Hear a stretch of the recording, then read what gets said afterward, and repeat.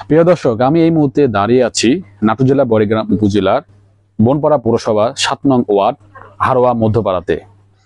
একটি অসহায় গরিব পরিবারের একটি সন্তান, তরুণ যুবক, তিনি একটি মরণবিধি রোগে আক্রান্ত হয়ে তিনি আজকে বিছানাগত হয়ে আছে এবং তার চিকিৎসার জন্য অনেক টাকা পয়সা দরকার।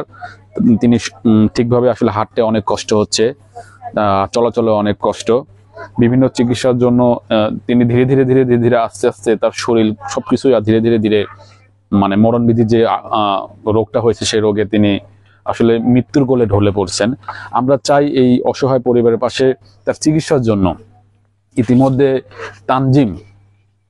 তানজিম ভাই ইতিমধ্যে তার চিকিৎসার জন্য একজন শিক্ষিত যুবক ছেলে, তিনি সর্বোচ্চ চেষ্টা করে যাচ্ছেন, বিভিন্ন জায়গাতে হাত পাচ্ছেন, যে যার মতো করে সহযোগিতা। তিনি ইতিমধ্যে ৭০,০০০ টাকার মতো সবকিছু মিলা অর্থাৎ কালেকশন করার মাধ্যমে তার চিকিৎসার জন্য অর্থাৎ দায়িত্ব রয়েছেন। আমরা আসলে তানজিম ভাইয়ের কাছ থেকে একটু শুনবো যে আসলে তার কি রোগ হয়েছে এবং আসলে কত টাকা বা কিভাবে চিকিৎসার ব্যাপারগুলো আমি তার শুনবো। ভাই, আসসালামু আলাইকুম। আমি মোহাম্মদ তাজুল ইসলাম। আমি গত 10 দিন আগে মাসুদ ভাইয়ের কথা আমি শুনতে পাই। তার যে সমস্যাটা, প্রথমত আমি জানতে পাই তার রক্তে ভাইরাস ধরা পড়ছে।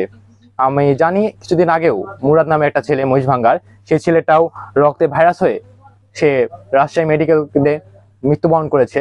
তারপরে দ্বিতীয়ত এই ভাইটি তার রক্তে ভাইরাস প্লাস ফুসফুসে বিভিন্ন ধরনের সমস্যায় জর্জরিত হয়ে পড়েছে। আমি তার সেই চিকিৎসার জন্য তার পরিবারের অবস্থা আপনারা হয়তো অনেকেই দেখেছেন। আমি সেই স্পটে এসে তার সকল কিছু আমরা দেখতে পাই এবং সকল কিছু দেখার পরে আমি বিশেষ বিবেচনা করে আমি গুরুতরভাবে একটি সাহায্য সহযোগিতার জন্য একটা টিম তৈরি করি। সেই টিমের সহযোগিতায় আমি প্রায় বনপাড়া বাজার, Saint Joseph school and college, দরিদ্র পাশে সেন্ট জোসেফ সংগঠনটির সহযোগিতায়, এর বাহিরেও কালিকাপুর সরকারি প্রাথমিক বিদ্যালয়, সেন্ট পিটার স্কুল, আরো বিভিন্ন শিক্ষার্থীরা বা বিভিন্ন শিক্ষা প্রতিষ্ঠান আমাদেরকে বিভিন্নভাবে সহযোগিতা করেছে। তারপরে আমরা প্রায় তাকে ৭০,০০০ টাকা কস্টিং এর মাধ্যমে আমরা এনাথ হাসপাতাল থেকে প্রায় ৪৭,০০০ টাকা বিল দিয়ে তাকে আমরা বাসাতে নিয়ে আসতে পেরেছি এবং তার অবস্থা এখনো ক্রিটিক্যাল।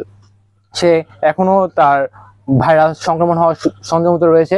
তার চিকিৎসার জন্য প্রায় বিরাট বহুল টাকার প্রয়োজন, যেটা তার পরিবার এবং তার এলাকাবাসীর পক্ষে সম্ভব নয়। তো আমরা চাচ্ছি আমরা যুব সমাজ যদি এভাবে এগিয়ে আসি, সকল মানুষের পাশে দাঁড়াই, তাহলে আমরা হয়তো তাদের জন্য কিছু করতে পারবো।